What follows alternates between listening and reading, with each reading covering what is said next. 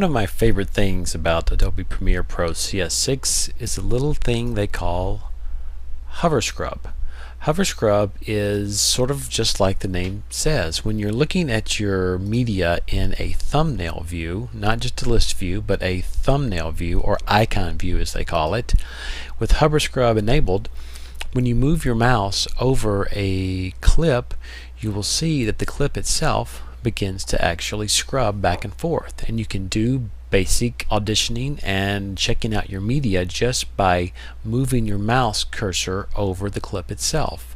If this seems very much like skimming in Final Cut Pro 10, well, exactly, I think that's where they got the idea from. I think it's really nice because it means you can get a good look and a good idea at what's in your in a clip in your browser without having to actually click and drag and hold the mouse button down. So in the jobs I've done in Premiere thus far, I've used it a lot, and it kind of feels like my finger gets much less tired. You can scale the icons up to some really large sizes, and you can see that makes it, it's pretty nice and pretty viewable when you've got the icons up at that particularly large size, and you can scale it all the way back down to a much smaller size, and you can still actually do your hover scrubbing by by just moving the mouse over. You can turn it on and off by clicking Shift H. So as you can see, I'm getting some hover scrubbing now. I'm going to hit Shift H, and it turns off the hover scrub.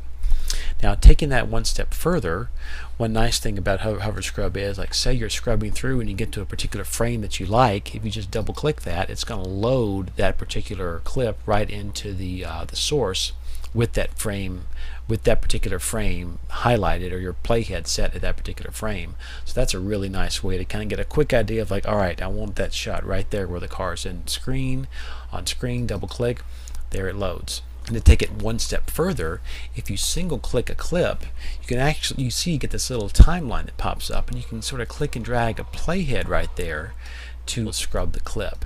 You can also hit the you can also JKL scrub the clips once you've actually single clicked on a clip like that, and you can mark in points and you can mark out points. And with that, you can actually edit a piece of that media into the timeline. I don't have a sequence selected right now, but if I went to File, New, Sequence, and I'm just going to load up a Blackmagic setting, because that's exactly what I have in my what kind of video card I have. I'm going to do a 1920 by 1080. Let's select that. I've got that sequence loaded now. So when I go back up here, and I made an in and out point there, in point, I'm doing this on the fly. Out point, I can now go right click and I can say override. It's going to drop that particular clip there right into the timeline. So that is a really cool new feature called Hover Scrub.